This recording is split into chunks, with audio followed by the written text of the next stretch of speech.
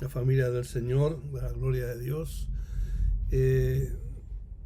Gracias por estar presente en la programación de los miércoles. ¿Cómo están? Siempre con el interés de saber cómo lo ha pasado, cómo le ha ido la semana, qué espera usted del futuro. Toda esa serie de cosas, y le damos gracias a Dios por su vida, lo bendecimos y agradecidos de que en esta semana sí pude estar. La semana pasada estaba un poquito fastidiado ahí, pero ya estamos bien, gracias al Señor, contentos de nuevo de poder saludarles y poder verles.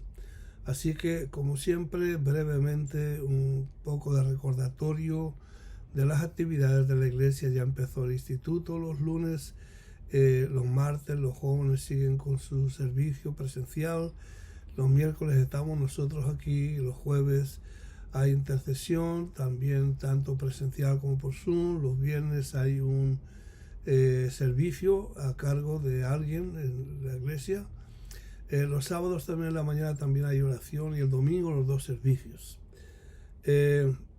Las actividades adicionales que podamos tener ya se las avisaremos, pero estas son básicamente las que tenemos. Seguimos como siempre con la marcha, con la programación normal de la iglesia, y le damos muchas gracias a Dios que nos permite el poder trabajar en la obra. Es un privilegio. Por si usted no lo sabía, servir al Señor es un privilegio extraordinario. No hay nada mejor que saber que tu vida está siendo útil en las manos del Señor. No importa el tamaño del servicio que hagas, simple y llanamente lo que hacemos para el Señor, todo tendrá una recompensa increíble. Dice que aún un vaso de agua que demos a uno de estos pequeños no dejará de tener su recompensa. Así que eso a mí me hace muy feliz el saber que mi vida está siendo utilizada de alguna manera en las manos de aquel que nos sirvió a nosotros primero. Jamás podremos pagarle, jamás podremos compensar todo lo que, no solamente lo que hizo, sino lo que ha seguido haciendo durante toda nuestra vida. No ha parado de bendecir, no ha parado de cuidarnos, no ha parado de proveernos, de protegernos y de hacer todas esas cosas que parte de su naturaleza, el cuidar de sus hijos, el velar por sus hijos. Dice la Biblia en Romanos y también en Hebreos que todavía Él está intercediendo por nosotros de acuerdo a la voluntad de Dios. Bien, Jesús hizo una declaración hace más de 2000 años que se ha mantenido, la ha cumplido como siempre cumple todo lo que promete, pero la declaración que hizo fue de la única vez que él habló de su iglesia. La palabra eclesía significa los llamados afuera y se refería a la congregación en el pueblo de Israel de los ancianos, los líderes de la ciudad que salían a las puertas de la ciudad y allí se sentaban para dilucidar los asuntos, tomar decisiones en cuanto a la dirección que la ciudad debía de tener. Nosotros hemos sido llamados del mundo, llamados afuera, y ser un equipo, un grupo de personas dedicadas, consagradas al servicio del Señor. Esa es la idea de lo que la iglesia constituye. Puede haber muchas iglesias, pero la de Cristo es una sola. Y él dijo lo siguiente: yo edificaré mi iglesia. Se trata, por lo tanto, de la edificación a través de las edades, a través de los siglos, de poder construir un templo espiritual para el Señor.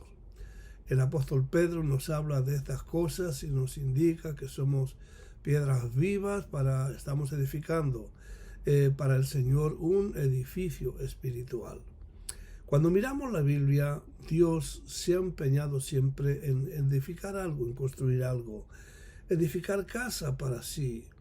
Él ha querido siempre, el deseo de Dios ha sido siempre habitar en medio de su pueblo, tener comunión, tener una relación viva y dinámica con sus hijos, con su gente, con los suyos. En ese proceso, Dios siempre se ha edificado un lugar, para estar juntamente con su pueblo. Y tenemos esto, cuando Dios ha querido edificar algo, Él siempre es el que da los planos. Él no permite al ser humano que edifique de una manera diferente a las instrucciones que Él nos da. Así que vemos el ejemplo en Noé, lo vemos en Moisés, en David, en Salomón, en Ezequiel, en todo lugar donde Dios ha dado orden de edificar algo. Siempre Él da los planos, Él dice los materiales que hay que usar, Él da las medidas, Él da todo. Lo único que nosotros tenemos que hacer simplemente es seguir las instrucciones, seguir las órdenes del Señor.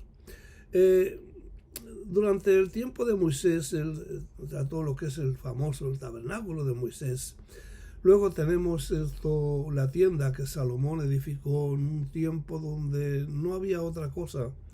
Tenemos luego el templo de Salomón, luego tenemos el templo pequeño, el post-exilio, un templo que cuando lo veían los que habían visto el primero, lloraban por ver que era algo muy, muy chiquitico. Sin embargo, el tamaño del templo no era lo importante. El mismo Dios declara y dice que la gloria postrera de la casa será mayor que la primera. Y nos da a entender de que la edificación del templo no se lleva a cabo con ninguna otra cosa más que con la guianza, el poder del Espíritu Santo. Entonces nos enseña y nos dice que no es con ejército, no es con espada, no es con fuerza, mas con mi espíritu, dice el Señor. Los profetas menores, incluyendo Zacarías, nos hablan de todo esto. Luego tenemos el templo de Herodes. Luego tenemos el templo perfecto, que es Jesús. Jesús es el tabernáculo perfecto donde el Espíritu de Dios moraba sin medida alguna, en completa plenitud y libertad. Luego tenemos el templo vivo, que es la iglesia, somos su cuerpo. Y luego tendremos el templo del milenio, de la tribulación. Y por último tendremos la nueva Jerusalén, donde Dios habitará permanentemente con su pueblo, con sus hijos allí en ese lugar.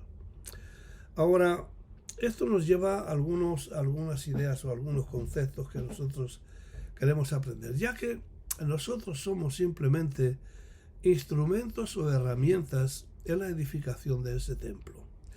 Hay algunas cosas que pudiéramos aprender, pudiéramos hablar al respecto de ellas. Número uno, Dios quiere habitar con el hombre. El deseo de Dios, el corazón de Dios, el Dios trascendente, es decir, el Altísimo, el que trasciende a toda la creación, es a la vez un Dios inmanente que quiere estar cerca, convivir, compartir, tener relación personal y comunión con sus hijos, con el ser humano, la obra de sus manos. El hombre que a pesar de la caída todavía permanece la imagen de Dios en nosotros, y el deseo de Dios siempre ha sido querer habitar, querer morar, querer vivir con nosotros. Cuando Dios da una orden de construir algo, voy a repetirlo otra vez, Él es el que da el diseño, Él es el que da los planos, Él es el que da las medidas, Él es el que te habla de los materiales que hay que usar, las herramientas que se van a utilizar. Todo eso lo pone el Señor, de manera que nosotros lo único que hacemos simplemente es obedecer tal y como se nos ha mostrado, tal y como se nos ha dicho, de edificar la iglesia, en este caso el reino de Dios, edificar lo que Dios nos ha mandado hacer a nosotros, y Él escoge todo, no deja a la deriva nada, no le deja al hombre para que el hombre ponga y diga, bueno, yo lo voy a construir así, yo le voy a alargar aquí, le voy a cortar allá, voy a usar estos materiales. Para nada en absoluto. Simple y sencillamente Dios es el que nos da las instrucciones de todo. Así que Él no permite que nosotros pongamos algo de nuestra parte. El que conoce la edificación, el que conoce todas las cosas, es Él. Nosotros simplemente somos colaboradores, somos obreros, somos trabajadores en la obra de Dios, que simplemente obedecemos lo que Dios nos ha mandado hacer. Así que generalmente Dios utiliza tres tipos de herramientas. Herramientas de medir, herramientas de cortar y herramientas de unir. No se puede cortar nada si primero no se mide, y cuando se mide y se corta luego hay que unir adecuadamente con el fin de poder llevar a cabo el modelo que nos ha sido presentado en los planos. Como estamos hablando del cuerpo de Cristo, como estamos hablando en este caso de la iglesia del reino, estamos hablando por lo tanto de algo que es inmaterial, algo que tiene que ver con la conducta y que tiene que ver con el cumplimiento del sueño y del propósito de Dios. La Biblia está llena de porciones donde se nos dice, por ejemplo, el Salmo 91, el que habita al abrigo del Altísimo morará bajo la sombra del Omnipotente. Cuando hablamos de edificar o hablamos de construir y hablamos de ser obreros, colaboradores efectivos, tenemos que llenarnos de la visión o del sueño de Dios. Siempre en la Escritura se edifica de adentro hacia afuera, nunca de afuera hacia adentro. El trabajo de Dios siempre comienza en el interior. Como estamos hablando de edificar la iglesia, pues hay algunas pautas muy sencillas, muy conocidas, pero imprescindibles a la hora de edificar. Cuando miramos la vida de Jesús, tabernáculo perfecto, el templo perfecto, Él se constituye, por lo tanto, en el modelo que nosotros debemos de imitar, debemos de conocerlo, estudiarlo, escudriñarlo, analizarlo e imitar después cómo es que Jesús edificaba, cómo es que Jesús hizo de un puñado de hombres que no tenían experiencia alguna teológica, que no tenían un trasfondo religioso, simplemente escogió personas que estaban en blanco, estaban limpios de prejuicios teológicos en relación a Dios y a su obra. Pero sí se fijó que fueran personas que tenían deseos de aprender, que querían conocer a Dios. Y esa es la actitud primordial cuando estamos hablando de edificar, porque no se puede enseñar a alguien que no quiere aprender. Es una pérdida absoluta de tiempo, de recursos y de todo. Pero cuando hay alguien que tiene anhelos, tiene deseos de aprender, es terreno bueno para entonces ir sembrando la semilla de la palabra del Señor. Jesús tenía algunos hábitos y algunas costumbres que nosotros debemos de imitar. En el tiempo que nos queda vamos a aprender algo, a recordar algo que nosotros ya sabemos, pero que tenemos que cultivarlo, y que no importa el tiempo que pasemos en la obra del Señor, no tiene nada que ver una cosa con la otra, simplemente es imprescindible. La Biblia dice que cuando Él escogió esos hombres, en primer lugar los escogió para que estuviesen con Él. Luego entonces hablamos de la necesidad de la intimidad con el Señor. No podemos ser edificadores si no somos edificados. Y la única manera que podamos ser edificados es porque andamos en intimidad con el Señor. En intimidad con el Espíritu de Dios. En Juan capítulo 15 nos habla de saber permanecer, saber perseverar en tres cosas. Jesús dijo: permanecer en mí, permanecer en mi palabra, permanecer en mi amor. Entre esas tres cosas, el resultado indiscutible es que habrá fruto abundante, donde podamos mostrarle al Señor el cambio que la obra, el trabajo del Espíritu de Dios en nuestra vida nos capacita para poder representarlo correctamente, como debe de ser.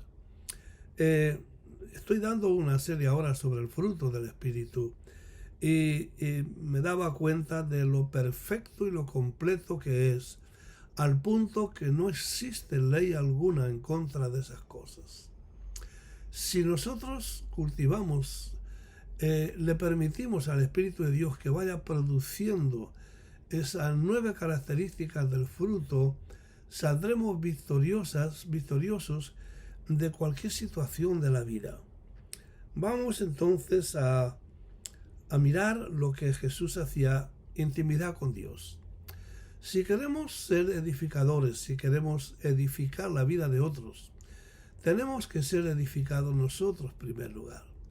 Y eso simplemente se da en la intimidad, en la comunión con el Espíritu de Dios.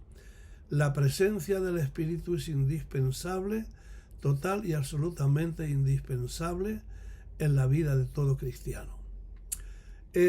La segunda cosa que Jesús nos enseña es que oraba constantemente.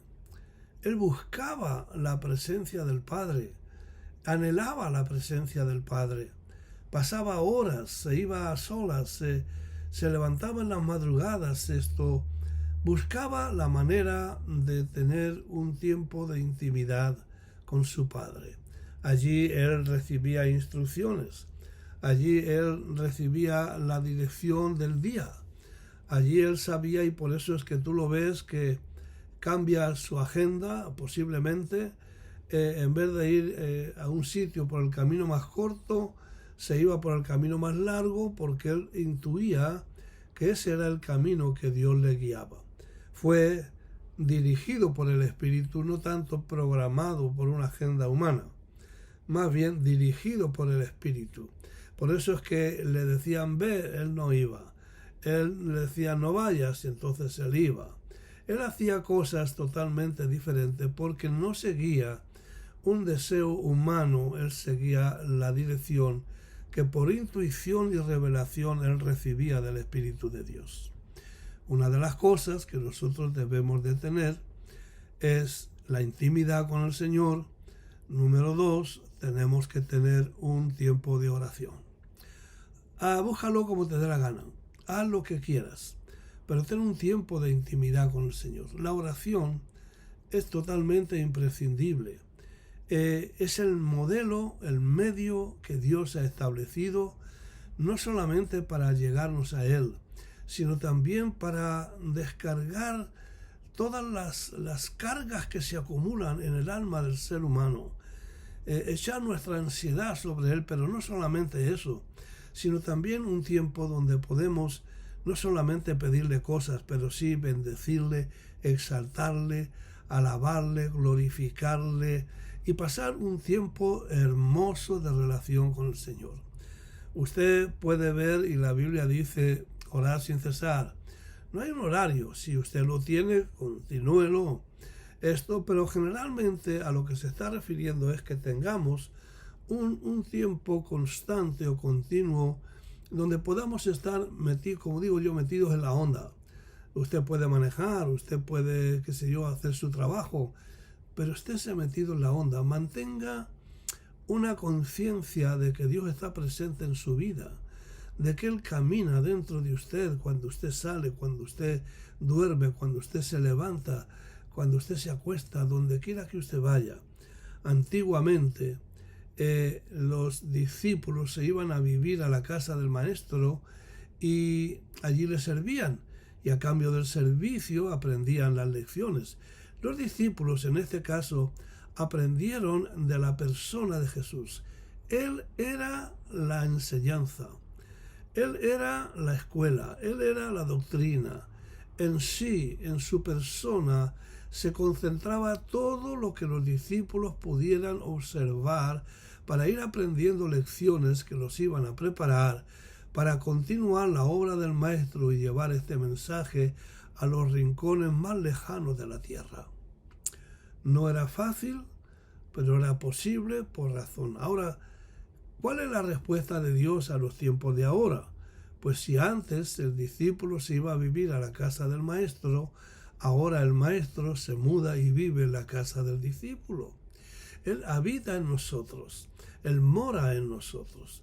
Es una verdad aplastante y es una verdad que debe de dominar el pensamiento, debe de dominar las acciones de los creyentes saber que Él está presente, que Él conoce todo y que antes que salga de nuestra boca la palabra, ya Él la conoce, ya Él la sabe. Conoce desde antes de la fundación del mundo, te conoce, te formó en el vientre de tu madre. ¿Qué es lo que no conoce? Él es el que escogió el sexo, el tamaño, el color de tu pelo, de tu piel, de tus ojos, el tamaño de tu nariz, de tus orejas. Lo escogió todo. Conoce tus debilidades, conoce tus fortalezas, conoce tus errores, conoce de dónde Él te ha sacado. O sea, no te pienses que Él se engañó, no. Él vino a rescatar una raza caída con un amor tan increíble, que es otra de las cosas que Jesús tenía. No solamente tenía comunión con el Padre, sino que también el conocimiento de la Escritura era esencial. Él era capaz de coger una escritura y darte una clase magistral del tema que quisieras tener. De hecho, Él era la palabra, el verbo de Dios encarnado. Así que sabía todo, conocía todo y nos dejó enseñanzas tan hermosas, tan sencillas a la vez, tan profundas, como ningún otro filósofo en la humanidad. No hay sabio en la humanidad que se compara, filósofo, maestro, que se pueda comparar con las enseñanzas del maestro. Su enseñanza moral, su enseñanza ética, en todos los aspectos de la vida, la manifestación de la sabiduría.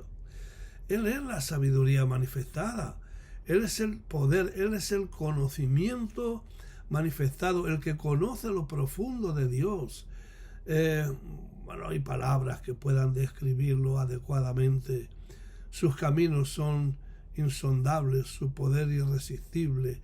¿Cómo diría yo? Se utilizan palabras en los idiomas que tratan de describir lo que casi prácticamente no tiene, humanamente hablando, no tiene descripción.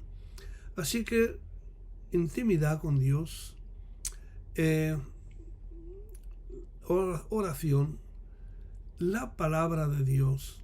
Y luego había otra cosa que lo movía en todo sentido a cumplir el deseo de Dios. Tiene que ver con las almas. Y tenía una pasión. Jesús se entregó total y absolutamente, completamente, sin condiciones de ninguna índole. Y Él exigió de sus discípulos una entrega similar. ¿Y cómo lo hizo?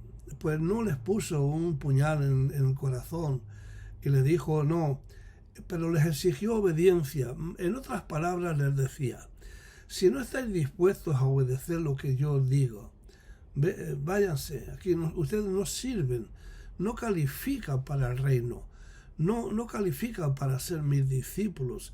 Ustedes tienen que obedecer. Cuando miras la palabra de Dios, vas a ver que con frecuencia los discípulos, sin entender ni papa, sin tener ni idea, pero simplemente optaron por obedecer. Echa la red a la mano derecha. Señor, pero si hemos pescado toda la noche. Oye, ellos fueron y echaron la red a la mano derecha y allí encontraron esa pesca numerosa. ¿Qué hay para alimentar esta multitud? 5 panes, 2 peces. Tráemelos acá. Los partió, los bendijo y les dijo, vayan y me lo sientan en grupos de 50 y de 100. Y yo creo que les dio una cesta con un pedacito de pan y otro pedacito más pequeño de pescado. Vayan a darles de comer. No tiene lógica alguna, pero ellos obedecieron. Y en la medida en que fueron obedeciendo, empezaron a ver la multiplicación, al punto que comieron, se saciaron y sobraron 12 canastos de pan.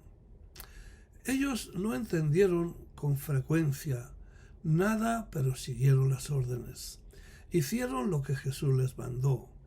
Esa obediencia no ha mermado, sigue siendo exigida por el Señor y es lo que capacita para que podamos ser seguidores efectivos del Señor.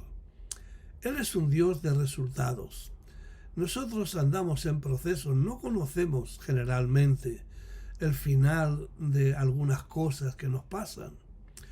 El médico te dice una enfermedad, quizás tu fe llega hasta si la enfermedad no es tan grave, pero si es gravísima, si te dan una sentencia de muerte, es posible que entonces uno diga, bueno, pues ya, me llegó la hora. Para mí el vivir es Cristo y el morir es ganancia, pero ¿y si no era tu hora? Ahí tenemos a Marta y María con una fe limitada. Si hubieras estado aquí, le dijeron. Y Jesús dijo, pues no estaba, pero estoy ahora. O sea, no podemos limitar. Ellas sabían que Él era el Hijo de Dios, sabían que era el Cristo, sabían que Él había venido a salvar el mundo, pero su fe no alcanzó hasta ver que la última palabra la tiene el Señor siempre, no nosotros. Muchas veces limitamos a Dios por nuestra incomprensión y pensamos que las cosas van a terminar de alguna forma. Ahí los tienes en la barca, Jesús durmiendo.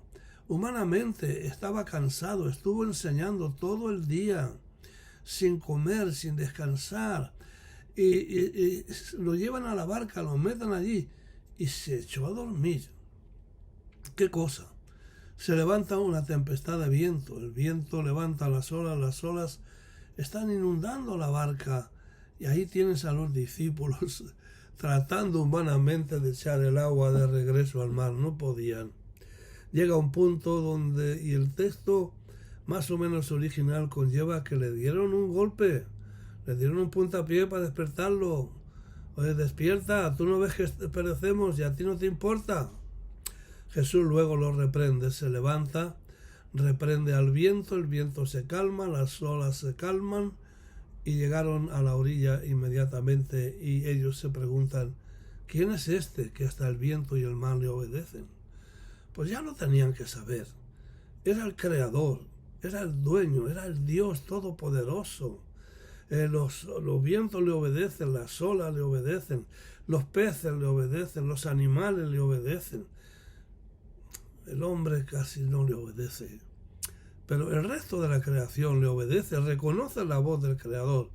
Así que Dios es un Dios de resultados. Por eso es que Él se autodenomina a sí mismo como el Alfa y la Omega, el principio, el fin, el primero y el último, el autor y el perfeccionador de nuestra fe.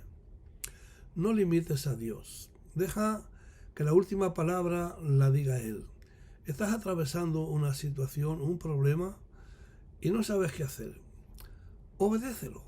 Sigue alabando, sigue creyendo, sigue adorando. Yo no sé de qué manera lo voy a decir, si en chino no, porque no sé chino. Pero de la manera que sea, continúa creyendo y no limites a Dios. Si Dios tiene, en este sentido, por ejemplo, Abraham nos es una especie de modelo. Dice que él creyó en esperanza contra esperanza, sabiendo que Dios era poderoso para resucitar de nuevo a Isaac. Algo así nosotros tenemos que ir aprendiendo en la vida. Él tiene la última palabra. ¿Cómo terminan las cosas? Tu situación, tu enfermedad, y cuando digo tuya es porque simplemente está sobre tu cuerpo, no es que sea tuya porque te adueñaste de ella, no, sino simplemente azota tu cuerpo. ¿Qué es lo que te pasa? ¿Estás carente de provisión? ¿Te sientes desprotegido, confundido? La confusión viene cuando se pierden los puntos claros de referencia. Estamos viviendo ese tipo de tiempos de mucha confusión, tiempos de oscuridad. Y la oscuridad nos enseña de que cuando se pierden los puntos de referencia, entonces no sabemos si entramos, salimos, no sabemos qué dirección tomar, si el norte, el sur, el este o el oeste. Y olvidamos a veces de que nosotros, la Iglesia del Señor, somos realmente el punto de referencia que queda en este mundo. Todo está cambiando, no tengo tiempo para entrar en esos temas. Todo está cambiando. Y lo único que está quedando como punto de referencia claro Es la iglesia. Somos el patrón del juicio de Dios. Dios no puede juzgar. Por eso dice que primeramente el justo es el que será juzgado. La iglesia será juzgada y después Dios juzgará al mundo, porque Dios no puede juzgar al mundo si no juzga primero a la iglesia. Si no limpia, si no hace lo que tiene que hacer con nosotros, Dios no podrá juzgar al mundo. Imagínese usted que a un pecador va ante Dios y Dios le dice por adúltero, y el pecador le dice, bueno, pero es que yo conozco pastores adúlteros, que conozco cristianos adúlteros y ellos se van a salvar y a mí me mandas para el infierno. Entonces Dios no puede hacer eso. Primero nos juzga a nosotros, después juzgará al mundo. Somos el patrón de juicio, somos el modelo. Somos el punto de referencia donde la persona puede entender que se puede vivir con tu esposa sin tener que tener una querida y ser feliz. Que puedes vivir sin emborracharte, sin mentir, sin robar, sin hacer lo que antes hacíamos, pero que ahora ya no lo hacemos porque hemos conocido la verdad. Y la verdad nos hace libres. Confía en Dios. Lo voy a decir siempre, me voy a morir diciéndolo. Confía en el Señor y que no importa lo que estés atravesando, Dios tiene la respuesta para ti. Somos el templo vivo de Dios y estamos siendo colaboradores de Él en la edificación. Todo empieza por dentro, nada por fuera, empieza por dentro y se va manifestando poco a poco hasta que se hace palpable y visible y se constituye en la evidencia y el punto de referencia para que la gente no ande en confusión. Hay una verdad absoluta y esa verdad es Cristo. Síguelo. Que Dios te bendiga, que Dios te guarde y te veo la próxima semana. Hasta entonces, ya sabes, recíbelo como el Señor de tu vida. Abre tu corazón, hazte cristiano. Dios te bendiga y Dios te guarde.